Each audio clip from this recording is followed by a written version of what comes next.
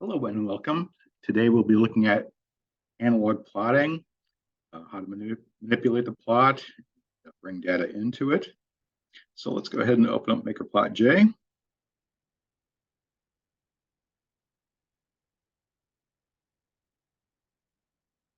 And I saw it popped up a notification that a new version is there. It's available, it tends to get hidden behind a window. But I am running the newest version, so I'm going to disregard that notice. So we'll just go ahead and pick a simple analog plot out with we'll do this one with 4 meters and plotting.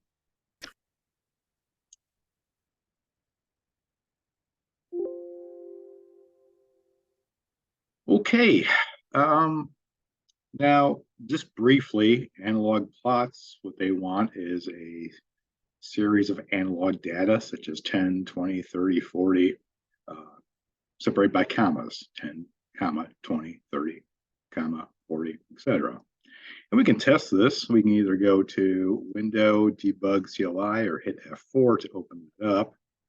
And from here, we can monitor and test a lot of data, view incoming serial. I'll go more in depth on this. It's pretty extensive, its features, but let's just try applying some data. So I'll do 10, comma 20, comma 30, comma 40. And we'll do that a couple times, and we can see it starting to plot back there. Shift it over in time with us. It took a while to get there. Or 20, comma 30, comma 40, comma 50. Just get it going. Okay, so it wants a string of comma separated analog values with decimal points if desired. And it has to end in a carriage return. So coming from a controller, it'd be that string and a carriage return to end that string. Now I'll be using today open folders. Open microcode folder is some analog, is some Arduino code. And what I'll be running from is sine, cosine, digital. You plot some analog data, some digital data for later on. So if you're running Arduino, if not, you can take a look at that code, see how it's formatted, and develop your own from it for your controller. Okay, so I'm going to connect down here, and a few things about this. We need to select the COM port, COM7, baud rate, set to match your baud rate. ETR enabled, oftentimes that's used to reset the controller, so you get that initial startup of the controller. Use connection string. Okay, on connect, the serial control sends a reset to the plot to reset it back to time 0. If you don't want to have that happen, just uncheck it. And later on, I'll show how to modify that using the serial control in a different video. Okay, so let's go ahead and connect. And we're applying some data. We get initial message. It's called a message string. It pops up in the message window. And also it appears down in the message box on this interface. And this entire area is called the interface and has various controls on it. Now down in serial control, before we leave that, we have a few things going on. This top bar here shows the amount of data in the serial buffer awaiting processing. Once it's processed, code from that and also from various operations of the plot itself are put into what's called the processing queue. And this processing queue shows how full the processing queue is. If either of those start getting drastically behind, or setting data too quickly or something else happening, that MakerPlot-J is just not keeping up with your data. Okay, so we've got data coming in. Let's take a look at this once. Now first, I'm in hours, minutes, seconds here. For this plot, I really just want to show seconds. So I'm going to right click at the pop-up menu, go to plot style, and tell it off hours, minutes, seconds. So we just see seconds. And I'll explore those a little bit deeper in a different presentation of various many features. Okay, so we're plotting. Now a couple things we can do with it now that we're plotting. We can take that and left click the mouse and drag that around and take a look at it. If it goes too far across, it's going to turn auto shift off, turn that back on. to get it shifting again. Also, putting the mouse in a location, I can use the scroll wheel to zoom out or zoom in or out on a specific point. We're shifting at the same time, so it's a bit goofy on me here. Let's go ahead and pause plotting for a second. So we can zoom out and zoom in. We're holding down the shift key. It will zoom on the y-axis instead.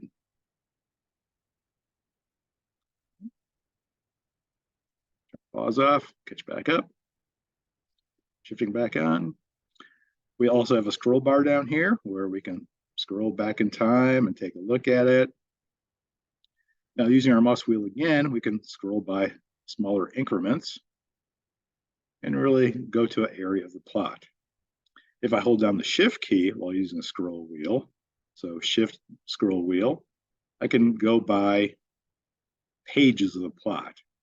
So we'll jump ahead. Here we end in 81 seconds. Scroll up, other way, and 81 seconds is at the beginning now. So it goes by entire pages of plots. We can quickly go back through the data and monitor it. On the y-axis as well, the y-axis, the scroll bar is set up for the min and max on the screen, and we can scroll up and see the min, scroll down and see the min, scroll down and see the max. Thank you. Okay, but that's based upon the current min and max. And the min and max is based upon the entire all channels. So for example, and right now I'm going to turn on auto scaling for the y-axis. So again, I'll do the min and max of all channels and allow us to see us all. Up here, I can monitor all the channels in the legend. The question marks just mean there's no data available for those channels. I can turn off individual channels, and we can see it rescale for only the min and max we see on the screen. And same with the scroll bar, then it will only do the min and max of what's currently being shown.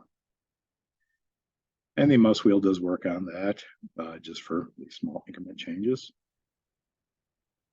Okay, so turn back on, and we'll go back to auto zoom the y-axis or auto zoom the x-axis and see our entire plot.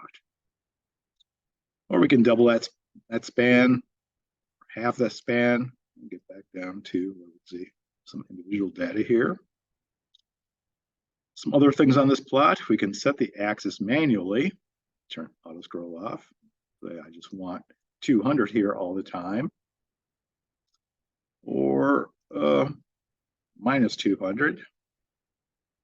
And the same with time, we can set the time min and max, and that becomes our reset values. If I play around this plot and I hit reset XY, it goes back to those set values. So we can get back to it fairly easily. Another option here, pause for a second here, and if I hold down the shift key, I can box in an area of the plot and zoom in on just that area.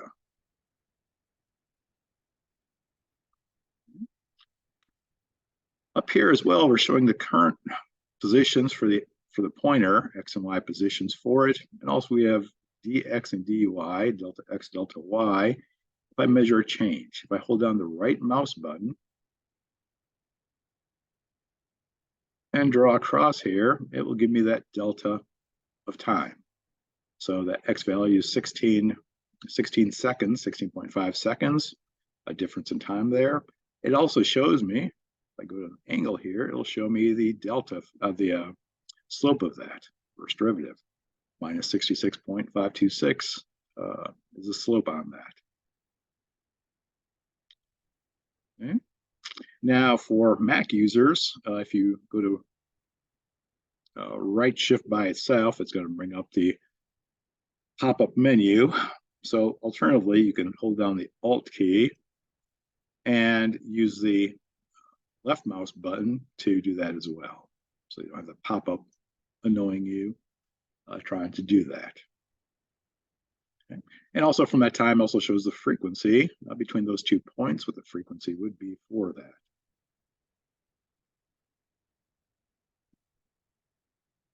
Okay, let's go ahead and start applying again. Now some, oops. Pause it on. Okay, so some other features, some other icons here on this. We can turn plotting on or off. Now, when you turn plotting back on, it resets the plot. So use pause if you just want to pause it for a bit. You can reset XY axis. You can reset the entire plot. Okay, so it just resets the plot back to time 0.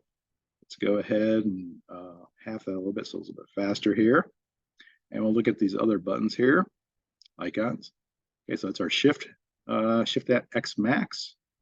This is our reset at X max. Every time it hits maximum X value, it's going to reset the plot and redraw it. So it's kind of like a single, kind of like a sweep feature there.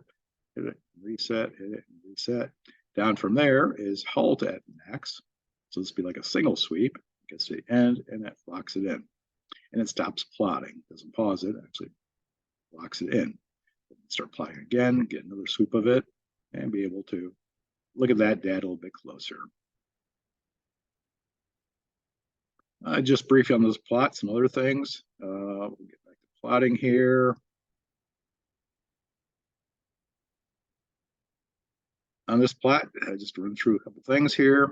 We can look at the various channels at the max and min and the average for those channels. We'll select those. We can also turn channels off and on down here if we desire to.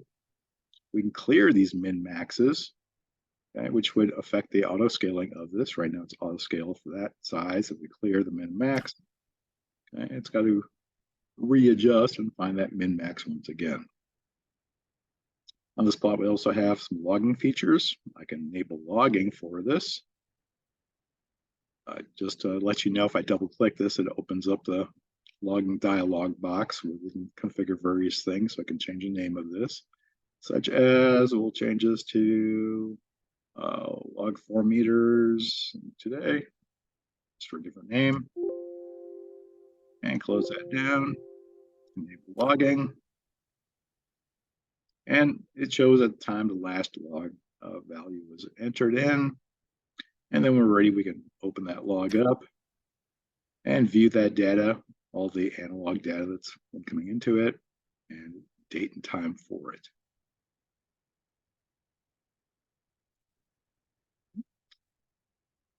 Snapshots, we can do snapshots down here. So we can take a snapshot and then view that snapshot of it. And these are stored to the snapshot folder. If we go up to folders, open snapshots, we're stored at. Also on the plot itself, we have the snapshot icons. So I can take a snapshot of the plot by itself and go to the snapshot folder and view that last one, which would be this one. And there's our snapshot.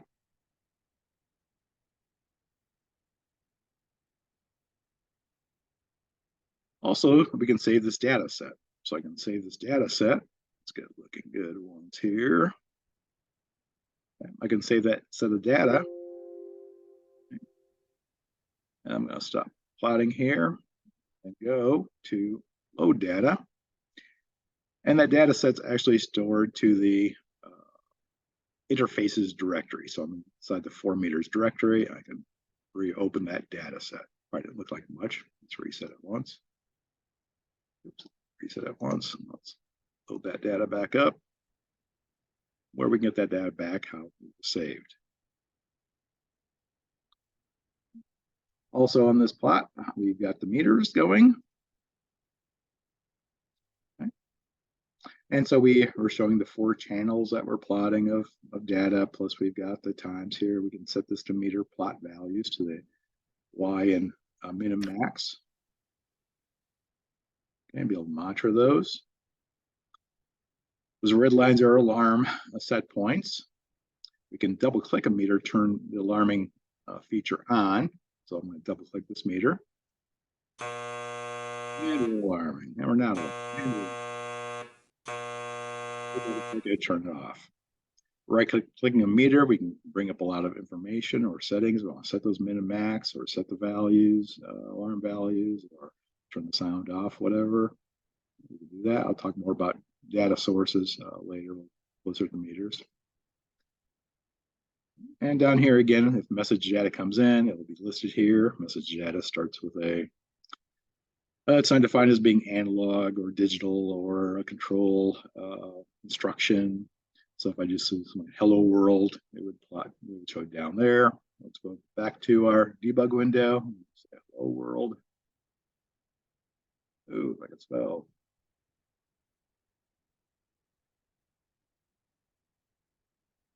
And it gets listed down as a message that came.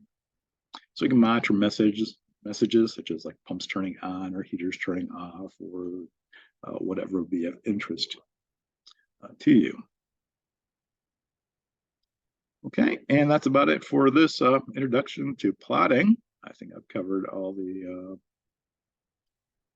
basics on the plot. I hope this helps. Thank you very much. Happy plotting.